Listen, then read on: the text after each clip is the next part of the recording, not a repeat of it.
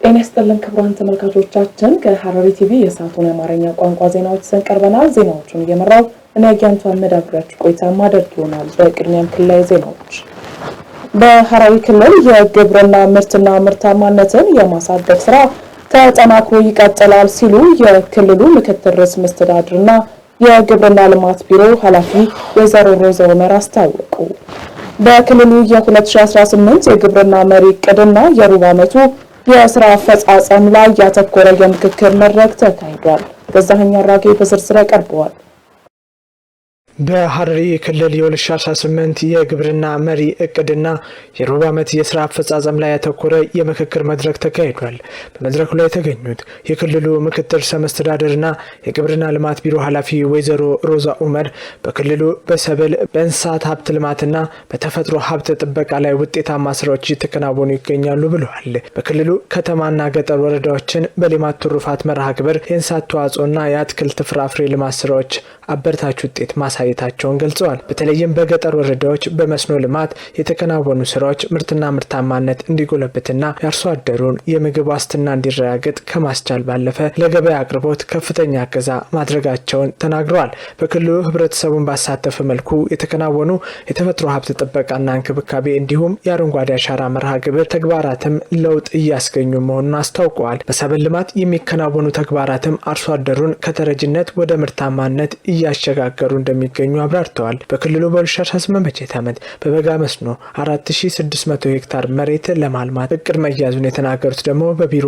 የእቅድ ዝግጅትና ክትትል ዳይሬክተር አቶ ናኦል አብዱ ማሊክ ናቸው። በክልሉ በሌማት ትሩፋት የተገኘውን ውጤት ለማስቀጠል የተሻሉ የእንስሳትና ዶሮ ዝርያዎችን የማሰራጨት ስራዎች እንደሚጠናከሩም ተናግረዋል። ከዚህ በተጨማሪ ህብረተሰቡን ያሳተፈ የተፈጥሮ ሀብት ጥበቃ ስራዎች በስፋት እንደሚከናወኑም አብራርተዋል። በበጀት ዓመቱ በክልሉ ምርትና ምርታማነትን በማሳደግ የአርሶ አደሩና የህብረተሰቡን ተጠቃሚነት ይበልጥ ለማረጋገጥ የግብርና ባለሙያ ተግቶ መስራት ይጠበቅበታል ያሉት ደግሞ የክልሉ ግብርና ልማት ቢሮ ምክትል ኃላፊ አቶ ነስረዲን አህመድ ናቸው። በመድረኩ የቢሮና የወረዳ ግብርና ጽህፈት ቤት ኃላፊዎችና የግብርና ባለሙያዎች የተገኙ ሲሆን በ2017 በጀት ዓመት የተሻለ አፈጻጸም ላስመዘገቡ የወረዳ ግብርና ጽህፈት ቤትና የግብርና ባለሙያዎች እውቅና ተሰጥቷል። በበጀት ዓመቱ ጥራት ያለው የዳኝነት አገልግሎት መስጠት የሚያስችሉ ስራዎች ተጠናክረው እንደሚቀጥሉ የሐረሪ ክልል ጠቅላይ ፍርድ ቤት ፕሬዝዳንት አቶ ማሂር አብዱሰመድ ገለጹ። በሐረሪ ክልል ጠቅላይ ፍርድ ቤት የ2018 እቅድ ዝግጅት ምዕራፍ እንዲሁም የፍርድ ቤቶች ስራ መጀመሪያ መድረክ ተካሂዷል። ናርዶስ ዳምጤ ተጨማሪ አላት። በሐረሪ ክልል ጠቅላይ ፍርድ ቤት የ2018 የእቅድ ዝግጅት ምዕራፍ እንዲሁም የፍርድ ቤቶች ስራ መጀመሪያ መድረክ ተካሂዷል። በመድረኩ የሐረሪ ክልል ጠቅላይ ፍርድ ቤት ፕሬዝዳንት አቶ ማሂር አብዱሰመድ እንደገለጹት በባለፈው ዓመት የተመዘገቡ መልካም አፈጻጸምና ውጤት በማስቀጠል የህብረተሰቡን የተቀላጠፈ ፍትህ የማግኘት ፍላጎት የሚያረካና የዳኝነት ተቋም ለመገንባት የሚያስችል ስራዎች ተጠናክረው እንደሚቀጥሉ ገልጸዋል። በባለፈው ዓመት የነበሩት ክፍተቶችን በማረም የተሻለ ውጤት ማስመዝገብ እንዲቻል የፍርድ ቤቱ ኃላፊዎች፣ ዳኞችና ሰራተኞች በተሻለ አቅምና ተነሳሽነት ቅንጅት በመፍጠር የበኩላቸውን ኃላፊነት እንዲወጡ መልእክታቸውን አስተላልፈዋል። በመድረኩ የተገኙት የሐረሪ ክልል ምክር ቤት የሴቶች ህጻናትና ህግ ጉዳዮች ቋሚ ኮሚቴ ሰብሳቢ ወይዘሮ ፈሪሃ መሐመድ እንደተናገሩት ዳኞች በአዲሱ ዓመት በከፍተኛ ተነሳሽነት የተሻለ አፈጻጸም ለማስመዝገብ በትኩረት ሊሰሩ ይገባል ብለዋል። ዳኞች ከሌሎች ባለድርሻ አካላት ጋር በመቀናጀት ህብረተሰቡ ከፍርድ ቤቶች የሚጠበቀውን አገልግሎት ወደሚፈልገው ደረጃ ለማድረስ ባለፉት ዓመታት የተጀመሩ የማሻሻያ ስራዎች በተለይም የህግ የአደረጃጀትና የመዋቅር ማሻሻያ የአገልግሎት አሰጣጡን ግልጽነት ቅልጥፍናና ጥራት የሚያሻሽሉ ውጤታማ ስራዎችን መስራት እንደሚጠበቅባቸው ገልጸዋል። ከዚህም በተጨማሪ ጠንካራ የቁጥጥር ስርዓት የሰፈነበት የአሰራር ስርዓትን በመዘርጋት በአገልግሎት አሰጣጡ ተጨባጭ ለውጥ ማምጣት የሚያስችል ተግባራትን ማከናወን ይጠበቅባቸዋል ሲሉ መናገራቸውን ከክልሉ ጠቅላይ ፍርድ ቤት የተገኘው መረጃ ያመለክታል። በመድረኩ የክልሉ ምክር ቤት ቋሚ ኮሚቴ ሰብሳቢዎች፣ የክልሉ ፍርድ ቤት ፕሬዝዳንቶች፣ የሃይማኖት አባቶች፣ የሀገር ሽማግሌዎች፣ ኮሚሽነሮች፣ የጉባኤ አባላት፣ ዳኞችና ሰራተኞች፣ ጥሪ የተደረገላቸው እንግዶች ተገኝተዋል። የልዩ ፍላጎት ተማሪዎችን በማገዝና በመንከባከብ ነገራቸው የተሻለ ማድረግ እንደሚገባ የሐረሪ ክልል ትምህርት ቢሮ አስታወቀ። በክልሉ የመስማት ተግዳሮት ላለባቸው ተማሪዎች የድምጽ ቴክኖሎጂ መሳሪያ ድጋፍ ተደርጎላቸዋል። ሲሳይ ዘሪሁን በዝርዝር ያቀርበዋል። የስታንድ ፎር ኢንተግሬትድ ዴቨሎፕመንት ኢትዮጵያ ISD የተባለ ግብረሰናይ ድርጅት በክልሉ ለሚገኙ የመስማት ተግዳሮት ላለባቸው ተማሪዎች ለእያንዳንዳቸው የ20 ሺህ ብር በላይ ዋጋ ያላቸው የድምጽ ማዳመጫ የቴክኖሎጂ መሳሪያዎችን በለገሳ አበርክቷል። ችግሩ ላለባቸው ተማሪዎች ጆሮ ላይ የሚገጠመው ይህ የቴክኖሎጂ መሳሪያ ድጋፍ በአሜሪካ ከሚገኙ ትውልደ ኢትዮጵያውያን ወገኖች የተገኘ ሲሆን ለተማሪዎች ውጤታማነት ወሳኝ ሚና ያለው ስለመሆኑ ተመላክቷል። በመርሃ ግብሩ የተገኙት የሐረሪ ክልል ትምህርት ቢሮ ኃላፊ አቶ ጌቱ ነገው በበኩላቸው የልዩ ፍላጎት ተማሪዎችን በማገዝና በመንከባከብ ነጋቸውን የተሻለ ለማድረግ ይገባል ሲሉ ገልጸዋል። የተበረከተው የድምጽ ማዳመጫ መሳሪያ የመስማት ችግር ያለባቸው ተማሪዎች መምህራኖቻቸው የሚሰጧቸውን ትምህርቶች በሚገባ አዳምጠው የመረዳት አቅማቸውን በመጨመር የተሻለ ውጤት እንዲያስመዘግቡም ያግዛቸዋል ነው ያሉት። ዛሬ ደግሞ ለየት የሚያደርገው ከዚህ በፊት ኦሬዲ የብሬን ስጦታዎች ተሰጥተዋል። ነገር ግን ዛሬ ደግሞ ያንን መሰረት ያደረገ መስማት ላልቻሉ ተማሪዎቻችን የማዳመጫ መሳሪያው ቢጠቀሙ ደግሞ የበለጠ ተማሪዎቹ ይሄንን ተጠቅመው ውጤታቸው መፈለግ የሚፈልጉበት ደረጃ ላይ መድረስ የሚችሉበትን አጋጣሚ ሊፈጥርላቸው ይችላልና ይሄ ትልቅ ያለ ስጦታ ነው ማለት ነው። የግብረሰናይ ድርጅቱ ላደረገው ድጋፍ አመስግነው ድጋፉ የተበረከተላቸው ተማሪዎችም መሳሪያውን በአግባቡ በመያዝ ሊጠቀሙበት እንደሚገባም አሳስበዋል። በመርሃ ግብሩ ተገኝተው ድጋፉን ያበረከቱት የISD ኢትዮጵያ አምባሳደር ወይዘሮ ራህኒ ሳላዲን በበኩላቸው ለአካል ጉዳተኞች ሁለንተናዊ ተጠቃሚነት ትርጉም ያለው ትብብር ለቀጣይ የህይወት ምዕራፍ ወሳኝ መሆኑን አንስተዋል። በቀጣይም ወገንተኝነታችንን በማጠናከር መሰል ሁሉን አቀፍ ድጋፎችን አጠናክረን እንቀጥላለን ሲሉም አንስተዋል። በተለይ ለተማሪዎች ይሄ ችግር ያለባችሁ ተማሪዎች እናንተ የኛ እንቁዎች ናችሁ። እናንተ ተያይዘን ትልቅ ቦታ እንደምንደርስ በጣም ባለሙሉ ተስፋ ነኝ። በምትፈልጉት ነገር እንደግፋችኋለን። እናንተ ተስፋ ብቻ እንዳትቆርጡ፣ እንተጋገዛለን። ህይወታችንን ደግሞ ቀይረን ለሌሎቹም ነገ አሪያ እንደምንሆን ተስፋ አረጋለሁ። የኤስአይዲ በኢትዮጵያ ግብረሰናይ ድርጅት መስራችና ስራ አስኪያጅ አቶ ሰላሚሁን አክሊሉ መሳሪያዎቹ የመስማት ችግር ያለባቸው ተማሪዎች ከመምህራኖቻቸውና ከክፍል ጓደኞቻቸው እንዲሁም ከቤተሰቦቻቸው ጋር የበለጠ ተግባቦትና ቁርኝት እንዲኖራቸው ስለማስቻሉ አንስተዋል። በማህበራዊ ህይወታቸውም ላይ ከጓደኞቻቸው ጋር በተለያዩ ነገሮች ላይ ያለውን የነሱን ያለውን ቅርርብና ግንኙነታቸውን ያጠናክራል የሚል እምነት አለን። ይሄም ደግሞ ከሳይኮሎጂካል ካለባቸው እንትኖች በትምህርትም ከሁሉ ነገሮች አንፃር ትልቅ አስተዋጽኦ አለው። መሰል ችግር ያለባቸው ተማሪዎችን ማገዝ ቤተሰብን ማገዝ በመሆኑ ከመማር ማስተማር በዘለለ ማህበራዊና ኢኮኖሚያዊ ፋይዳው ደግሞ የጎላ መሆኑን ጠቅሰዋል። በተጨማሪም መሰል ችግር ያለባቸው ተማሪዎች በአእምሮ ፈጣንና የማወቅ ጉጉት ያላቸው በመሆኑ መሰል ድጋፎች ችግራቸውን በመቅረፍ የተሻለ ትውልድ እንዲሆኑ ያስችሏቸዋል ብለዋል።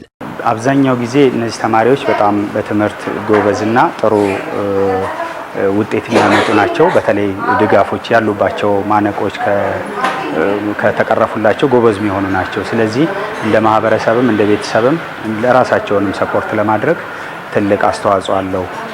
በተለይ መስማት ከብዙ ነገሮች ጋር ከማህበራዊ ህይወት ያለንበትም የመማር ማስተማር ሂደቱም ከድምጽ ጋር የተያያዘ ስለሆነ አብዛኛው ከአስተማሪዎች ጋር ያለው የትምህርት ልውውጥ ከድምጽ ጋር የተያያዘ ስለሆነ ይሄንን ማግኘታቸው ትልቅ በትምህርታቸው ላይ ከፍተኛ ለውጥ ይኖራል የሚል እምነት አለ። በቀጣይም ይህንን ጅምር ስራዎች በማጠናከር በዘርፉ የበለጠ አስተዋጽኦ ለማበርከት እንደሚሰሩ ገልጸው ሌሎች አካላትም የበኩላቸውን አስተዋጽኦ ሊያደርጉ ይገባል ብለዋል። የቴክኖሎጂ መሳሪያ ድጋፍ የተደረገላቸው ተማሪዎችና የተማሪ ወላጆች በበኩላቸው ለተደረገላቸው ድጋፍም ምስጋናቸውን አቅርበዋል። በክልሉ እያደገ ከመጣው የቱሪስት ፍሰት ጋር ተያይዞ ብቁ የሆኑ አስጎብኚዎች እንዲኖሩ በስፋት እየተሰራ እንደሚገኝ የሐረሪ ክልል ባህል ቅርስና ቱሪዝም ቢሮ አስታወቀ። ቢሮው በታሪክና በቅርስ ዙሪያ ለቱሪስት፣ ለአስጎብኚዎች፣ ለሙዚየምና ለሚዲያ ባለሙያዎች ስልጠና መስጠት ጀምሯል። ተጨማሪ አለ። በሐረሪ ክልል ባህል ቅርስና ቱሪዝም ቢሮ አዘጋጅነት ለቱሪስት አስጎብኚዎች ለሙዚየምና ለሚዲያ ባለሙያዎች በታሪክና በቅርስ ዙሪያ ስልጠና መስጠት ተጀምሯል። የክልሉ ባህል ቅርስና ቱሪዝም ቢሮ ኃላፊ አቶ ተወልደ አብዶሽ በስልጠናው እንደገለጹት እያደገ ለመጣው የቱሪዝም ኢንዱስትሪ ላይ በሁሉም ረገድ ተወዳዳሪነትን ለማሳደግ ያለመ ስልጠና መሆኑን ተናግረዋል። በክልሉም ሆነ በአገር አቀፍ ደረጃ በታሪክ ዙሪያ ተቀራራቢ የሆነ እውቀት እንዲኖር ለማስቻል የተዘጋጀ ስለመሆኑ አክለዋል። ኃላፊው አክለውም ከቅርብ ጊዜ ወዲህ አስጎብኚዎች ህጋዊ በሆነ መንገድ መደራጀታቸው አበረታች መሆኑን ገልጸው አንዳንድ የክልሉ ገጽታ የሚያበላሹ አስጎብኚዎችን የመቆጣጠርና የክትትል ስራ በትኩረት እየተሰራ መሆኑን ተናግረዋል። በክልሉ የሚገኙ አስጎብኚዎች ህግን መሰረት ባደረገ መልኩ መስራት እንደሚጠበቅባቸውም ገልጸዋል። ስልጠናው ለ3 ተከታታይ ቀናት እንደሚሰጥ ከመርሃ ግብሩ ለማወቅ ተችሏል። በሐረሪ ክልል የቡና ልማት ምርት የማሳደግና ጥራትን የማስጠበቅ ስራ በተቀናጀ መልኩ እየተከናወነ መሆኑን የክልሉ ግብርና ልማት ቢሮ አስታወቀ። በ2017 ዓመት የአረንጓዴ አሻራ መርሃ ግብርም እስካሁን 100,000 የሚሆኑ ምርጥ የቡና ችግኞች መተከላቸው ተገልጿል። ቤተልሔም ደሴ በዝርዝር ታቀርበዋለች። ኢትዮጵያ በዓለም ገበያ ከምትወዳደርባቸውና ከፍተኛ የውጭ ምንዛሬ ከምታገኝባቸው ምርቶች መካከል ቡና በግንባር ቀደምነት ይጠቀሳል። በዚህም መሰረት ቡና አምራች የሆኑ አካባቢዎች በብዛትና በጥራት በማምረት ተጠቃሚ የሆኑ ለሀገር ልማትና እድገት አስተዋጽኦ እያደረጉ ይገኛሉ።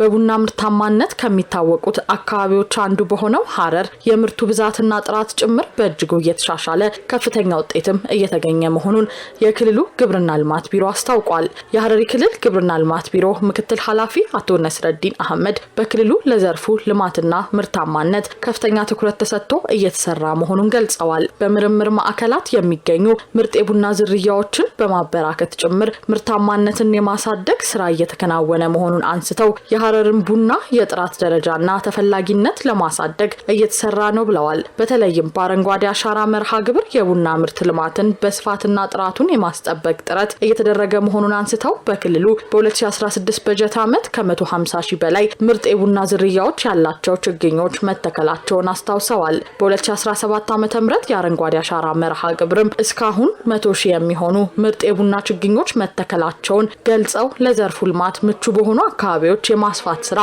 ትኩረት እንደተሰጠው መናገራቸውን የኢትዮጵያ ዜና አገልግሎት ዘግቧል። በአርሶ አደሮች ተሳትፎ የመጎንደልና ያረጁ የቡና ዛፎችን በአዲስ በመተካት ጭምር የልማት ስራው እየተከናወነ መሆኑን አንስተው በክልሉ የቡና ምርትና ምርታማነትን የማሳደግ ጥረት ተጠናክሮ የሚቀጥል መሆኑን አረጋግጠዋል።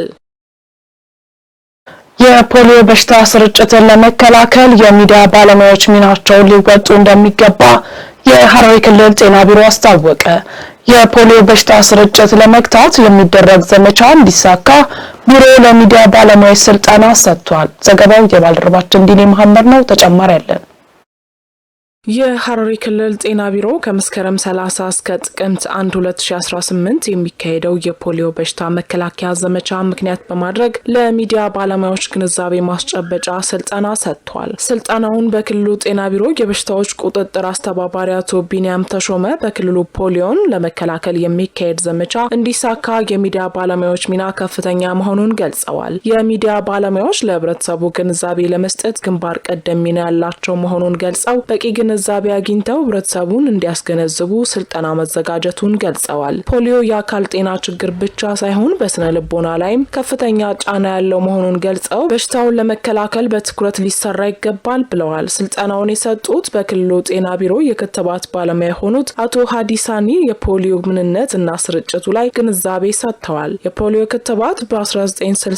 የተሰራ መሆኑንና በኢትዮጵያ ከ1972 ጀምሮ መሰጠት የተጀመረ መሆኑን አስረድተዋል። የበሽታውን ስርጭት ለመከላከል በመደበኛና በዘመቻ በሽታውን በመከላከል የሚወጡ እቅዶችን ለማሳካት መዘጋጀቱን ገልጸዋል። በሀገራችን ባለፉት 8 ወራት በ6 ክልሎች ፖሊዮ መከሰቱንና 40 ህጻናት በበሽታው መያዛቸውን ባለሙያው ተናግረዋል። የበሽታውን ስርጭት ለመከላከል ሁሉም ባለድርሻ አካላት ኃላፊነታቸውን ሊወጡ እንደሚገባ አመላክተው ስልጠናው በቀጣይነት ለሚመለከታቸው አካላት የሚሰጥ መሆኑ ተገልጿል። በክልሉ ከመስከረም 30 እስከ ጥቅምት 3 2018 የፖሊዮ ክትባት የሚካሄድ ሲሆን እድሜያቸው ከ5 ዓመት በታች የሆኑ ህጻናት እንደሚከተቡ የቢሮ መረጃ ያሳያል።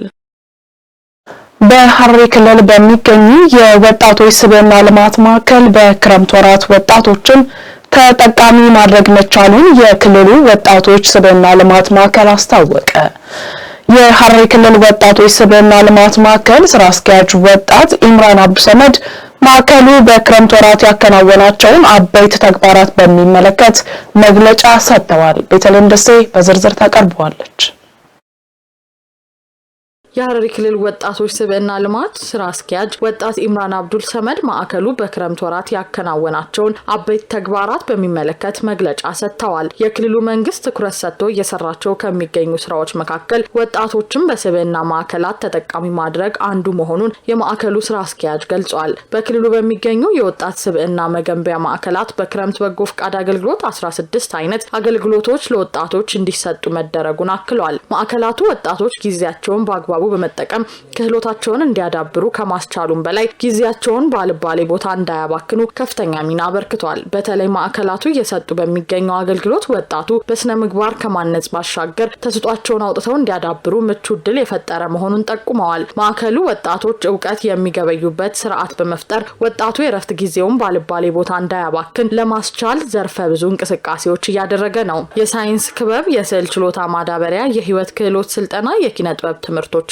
ስፖርታዊ እንቅስቃሴዎች ማዕከሉ እየሰጣቸው ከሚገኙ አገልግሎቶች ውስጥ ተጠቃሽ መሆናቸውን ስራ አስኪያጁ ጠቅሰዋል። ወጣቶች በማዕከላት የኮምፒውተር፣ የጂም አገልግሎት፣ ውዝዋዜና የተለያዩ የኪነ ጥበብ ስልጠናዎች እንዲወስዱም ተደርጓል። በማዕከሉ በኪነ ጥበብ፣ ስነ ተዋልዶ፣ በፈጠራና ሰርቶ ማሳያ፣ በኢንፎርሜሽን ኮሚኒኬሽንና ቴክኖሎጂ እንዲሁም ለስፖርታዊ እንቅስቃሴዎች ትኩረት በመስጠት ወጣቶችን ተጠቃሚ ማድረግ መቻሉን ነው የማዕከሉ ስራ አስኪያጅ ወጣት ኢምራን አብዱሰመድ የገለጸው። በያዝነው ዓመትም የወጣቱን ማህበራዊ፣ ፖለቲካዊና ኢኮኖሚያዊ ተሳትፎና ተጠቃሚነት ይበልጥ ለማረጋገጥ የተጀመሩ ሁሉ አቀፍ ስራዎች ተጠናክረው እንደሚቀጥሉም ጠቁመዋል። በማዕከሉ እየተሰጡ ከሚገኙ አገልግሎቶች መካከል በተለይ የኮምፒውተር አጠቃቀም ስልጠናዎች የዲጂታል ክህሎታቸውን በማዳበር ወቅቱ ለሚጠይቀው የዲጂታል ቴክኖሎጂ ዝግጁ እያደረጋቸው እንደሚገኝም የማዕከሉ ተጠቃሚ ወጣቶች ገልጸዋል። በሐረሪ ክልል ያለውን ሰላም ዘላቂ ለማድረግ የተቀናጀ የጸጥታ የማስጠበቅ ስራ በስፋት እየተሰራ ይገኛል። በተለይም በምሽት ሰላምን ለማስፈን የተለያዩ የህብረተሰብ ክፍሎች ተደራጅተው ከጸጥታ አካላት ጋር በመቀናጀት የአካባቢያቸውን ሰላም እየጠበቁ መሆኑ ተመላክቷል። ዘገባው የጌትነት ዘውዴ ነው። ፍቃዱ በላይ በዝርዝር ያቀርበዋል። በሐረሪ ክልል ያለውን ሰላም ዘላቂ ለማድረግ የተቀናጀ የጸጥታ የማስጠበቅ ስራ በስፋት እየተከናወነ እንደሚገኝ ተገለጸ። በተለይም በምሽት ሰላምን ለማስፈን የተለያዩ የህብረተሰብ ክፍሎች ተደራጅተው ከጸጥታ አካላት ጋር በመቀናጀት የአካባቢያቸውን ሰላም እየጠበቁ መሆኑን መመልከት ችለናል። ላብነትም በምሽት አካባቢያቸውን ሲጠብቁ ያነጋገርናቸው የሸንኮርና የሚኖሩ ወረዳ ነዋሪዎች እንደተናገሩት ሰላምን የማስፈን ስራ በአንድ ተቋም ብቻ የሚተው ባለመሆኑ እኛም ከጸጥታ አካላት ጋር ተቀናጅተን አካባቢያችንን እየጠበቅን እንገኛለን ብለዋል። ይህን ስራ ሲያከናውንም ቀን ተመድቦላቸው ሳምንቱን ሙሉ እስከ ምሽቱ አጋማሽ ድረስ እያከናወኑ እንደሚገኙ አስታውቀዋል። ዛሬ እዚህ የተገኘ ነው በወቅታዊ ሀገራዊ ጉዳይ ላይ ነው እና እንደ ሀገር ብዙ ፈተናዎችን አልፈን በዚህ ወቅት ለምሳሌ አባይ ግድብን ያልተቻለውን ችለን ዳግም አድዋን ያበሰረን ህዝቦች ነን። ስለዚህ ይሄ ነገር በጣም በውስጥና ከሀገር ውጭ ባሉ ጠላቶቻችን ብዙ ነገር እየተደረገብን ነው። ብዙ ሴራም እየተካሄደ ነው። ስለዚህ ያንን ለመመከትና እንደ ህዝብ አንድ ሆነን በመቆም የአካባቢያችንን ሰላም ለማስጠበቅ ራሳችንንም ለመጠበቅ ነው የወጣ ነው ዛሬ ማለት ነው። የሀገራችንን ጸጥታ በጋራ ከፖሊሶች ጋር በመተባበር ፍተሻ እያካሄድን ነው እና የሀገራችንን ሰላም በጋራ መጠበቅ አለብን። ሁላችንም ተባብረን እና እኛ ወጣቶች እና ፖሊሶችን በመተባበር ፍተሻ እያካሄድን ነው። ሁሉም ወጣቶች በየሀገራቸው ሆነው የሀገራቸውን ሰላም በአንድነት አብሮ መጠበቅ አለበት ይላል። የአሚሮን ወረዳ የጸጥታ ጽህፈት ቤት ኃላፊ ኮማንደር ኢማጅ አህመድ እና የሸንኮር ወረዳ ጸጥታ ጽህፈት ቤት ኃላፊ አቶ ሳሚ ዩሱፍ በዚህ ጉዳይ ላይ እንደገለጹት የተለያዩ የህብረተሰብ ክፍሎች በሌሊት የአካባቢያቸውን ጸጥታ ለመጠበቅ ከጸጥታ አካላት ጋር በቅንጅት እየሰሩ መሆናቸውን ገልጸዋል። ሁሉም ሰላም ወጥቶ ሰላም የሚገባበት ሀገር ነው እና አሁን ያለው ደግሞ ያው እንደምታዩት ነው። ህዝቡ በነቂስ ወጥቶ የህዝቡን ሰላም ጸጥታ መረጋጋት ሰላም ገብቶ ሰላም ወጥቶ ሰላም የሚገባበትን ሁሉም እየተባበረን ነው እና ፍተሻም እና ከወትሮም የበለጠ ሐረር ላይ ደስ የሚል ሰላም ነው ያለው። አሁንም ይሄንን ሰላም ለማስቀጠል ህብረተሰቡ ነቂስ ይሄ አዲስ አሁን አይደል ሳይሆን ቆይቷል። ሮንድ ይወጣል፣ በሮንድ ይተባበራል። በኮሚኒቲው ሰላም ቤተሰብ አለ፣ የሰላም እናት አለ፣ ወጣቶች የሰላም ወጣቶች አሉ። ሁሉም በነቂስ ወጥቶ እዚህ አካባቢያችን አሚኑር ወረዳም ሌሎችም ከክልላችን አጠቃላይ እንደዚህ አሁን በተመሳሳይ ሰዓት እስከ 5 ሰዓት ሌሊት የሚያድር በሮንድ አሁን ለምሳሌ የመንግስት ሰራተኛ ምናምን የሆነውን ለይተን 5 ሰዓት እንወጣለን። ሌላ ደግሞ ሮንድ ህብረተሰብ የተመራረጠ ህብረተሰብ ውስጥ እስከ ሌሊት የሚወጥ ፖሊስ አለ፣ ሚሊሻ አለ፣ ሌሎች ሰላም አስጠባቂዎች አሉ። ከነሱ ጋር እስከ ሌሊት የምንጠብቅበት ሁኔታ አለ። የሁሉም ነገር መሰረት ከሆነ አንፃር እንደ አይን ብሌናችን ልንከባከብ የሚገባ ከእለት እለት በምንሰራቸው ስራዎች በአጠቃላይ ሰላምን የመጀመሪያ ስራ አድርገን መስራት እንዳለብን ሁላችን እናምናለን። ከዛ አንፃር እኛ አሁን ያያያችሁ ያላችሁት የአካባቢ ጥበቃ ሮንድ የሚባለው ሁለት ተረት የሚሰሩ ስራዎች አካባቢው ማህበረሰቡ የሰላም ባለቤት ከመሆን አንፃር ከጊዜ ወደ ጊዜ ያሉንን አንፃር የጸራዊ ሰላም ወደ ዘላቂ ሰላም ከማሻገር አንፃር ብዙ ስራዎች ከሚሰሩባቸው ስራዎች አንዱ ከመሆኑ አሁን ያየናቸው ነገሮች ለሰላማችን መሰረታዊ የሆነ ጠብቀኝ ጠብቀህ መርህ ላይ የሆነ የጥበቃ ስርዓትን የምንከተልበት የአካባቢ ሰላማችንን በጋራ የምናጸናበት የጥበቃ አካሄዳችን ነው ማለት ነው። በአካባቢው የህግ ማስከበር ስራዎች በከፍተኛ ውጤት የተመዘገበባቸው መሆኑን ገልጸው በተጠናከረ መልኩ የሚቀጥል መሆኑንም አረጋግጠዋል። ከዚህ በተጨማሪም አስተማማኝ ሰላምና ደህንነት እንዲረጋገጥ በማድረግ ረገድ የጸጥታ ኃይሉ ጠንካራ ስራ እንዳለ ሆነው የህዝቡም ጥረትና ትብብር አስደናቂ መሆኑንም አክለዋል። የክልሉ ህዝብም ሰላም የህልውና ጉዳይ መሆኑን በመረዳት ከጸጥታ ኃይሉ ጎን በመሰለፍ መረጃና ጥቆማ በመስጠት ያልተቆጠበ ድጋፍ እያደረገ እንደሚገኝም አስታውቀዋል። በቀጣይም የከተማውን ሰላም ከማስጠበቅ ጎን ለጎን በትኩረት ስራዎች እንደሚሰሩም ተናግረዋል።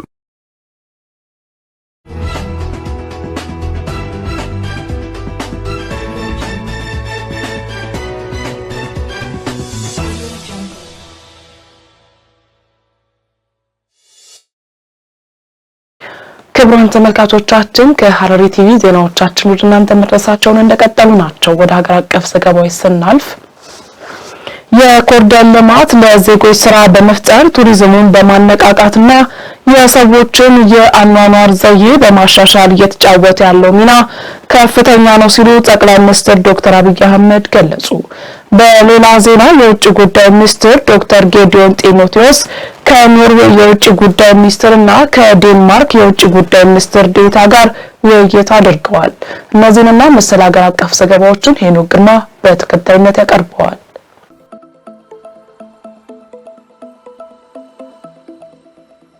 የኮሪደር ልማት ለዜጎች የስራ ዕድል በመፍጠር ቱሪዝሙን በማነቃቃትና የሰዎችን የአኗኗር ዘይቤ በማሻሻል እየተጫወተ ያለው ሚና ከፍተኛ መሆኑን ጠቅላይ ሚኒስትር ዶክተር አብይ አህመድ ገለጹ። ጠቅላይ ሚኒስትሩ በጅግጅጋ ከተማ የልማት ስራዎችን መጎብኘታቸውን ተከትሎ በሰጡት ማብራሪያ ከጥቂት ጊዜ በፊት ጅግጅጋን ጎብኝተው እንደነበር አውስተው አሁን ያየነው ጅግጅጋ ከዚህ ቀደም ካየነው በእጅጉ የተለየ ነው ብለዋል። የከተማዋ 60 ኪሎ ሜትር የውስጥ ለውስጥ መንገድ፣ 10 ኪሎ ሜትር የእግረኛ መንገድ፣ 10 ኪሎ ሜትር የብስክሌት መስመር እንዲሁም በብዙ ሺዎች የሚቆጠሩ አዳዲስ ቤቶች ተገንብተው መመልከታቸውን አስታውቀዋል።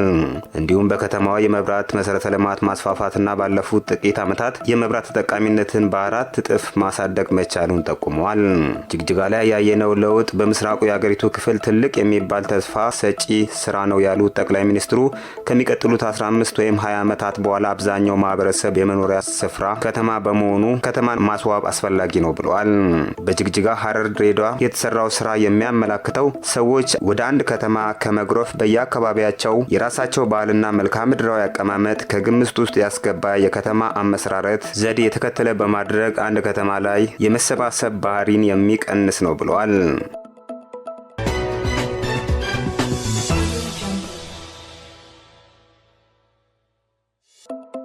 የውጭ ጉዳይ ሚኒስትር ዶክተር ጌዲዮን ጢሞቴዎስ ከኖርዌይ የውጭ ጉዳይ ሚኒስትር ኢስፔን ባርዝ ኤድ እና ከዴንማርክ የውጭ ጉዳይ ሚኒስትር ዴታ ሎት መሻን ጋር ውይይት አድርገዋል። ውይይቱ በኢትዮጵያ ንጹህ የኃይል ፕሮጀክቶች፣ የደን ልማትና ቀጠናዊ የደህንነት ሁኔታ ዙሪያ እንዲሁም የኖርዲክ አካባቢ ሀገራት በኢትዮጵያ ያላቸው የኢንቨስትመንት ተሳትፎ ላይ ያተኮረ ነው። የውጭ ጉዳይ ሚኒስትሩ ዶክተር ጌዲዮን ጢሞቴዎስ ኢትዮጵያ ከኖርዌይና ከዴንማርክ ጋር የቆየ አጋርነት እንዳላት ገልጸው የዛሬው ውይይትም ግንኙነቱን የበለጠ ለማጠናከር እድል የፈጠረ መሆኑን አንስተዋል።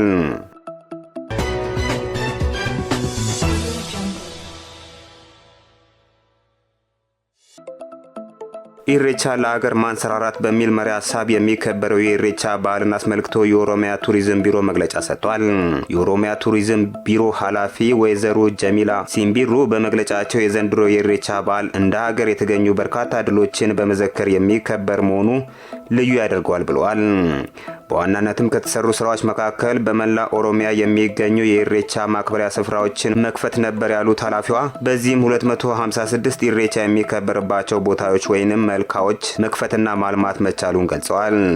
ከዚህ ቀደም በመላ ኦሮሚያ የነበሩ የኢሬቻ ማክበሪያ ቦታዎች 86 እንደነበሩ አንስተዋል።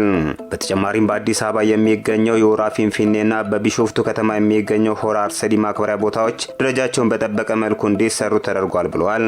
በዓሉን ለማክበር የሚመጡ እንግዶች የተለየ አቀባበል እንደሚደረግላቸው አንስተው በአዲስ አበባ በሁሉም የመግቢያ በሮች የተለየ አቀባበል የሚደረግ መሆኑን አስታውቀዋል።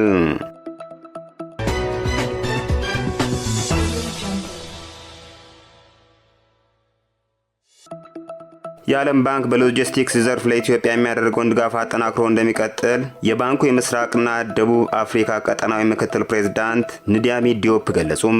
ከዓለም ባንክ በተገኘው ድጋፍ በ240 ሚሊዮን ዶላር እየተከናወነ የሚገኘው የሞጆ አረንጓዴ ሎጂስቲክስ ማዕከል ማስፋፊያ ግንባታ በቅርቡ ይመረቃል። የዓለም ባንክና የኢትዮጵያ ማሪታይም ባለስልጣን ከፍተኛ አመራሮች የሞጆ አረንጓዴ ሎጂስቲክስ ማዕከል ማስፋፊያ ግንባታ የደረሰበትን ሁኔታ ተመልክተዋል።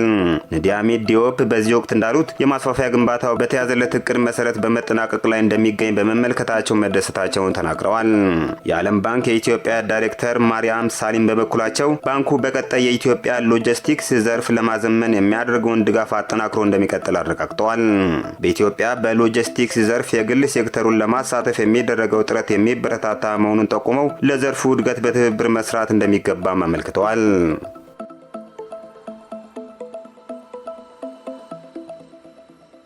ክቡራን ተመልካቾቻችን ከሐረሪ ቲቪ ለሰዓቱ የነበሩን የአማርኛ ቋንቋ ዜናዎቻችን የተከታተላችሁትን ይመስል ነበር። ከቀሪ የሐረሪ ቲቪ መሰናዶች ጋር መልካም ቆይታ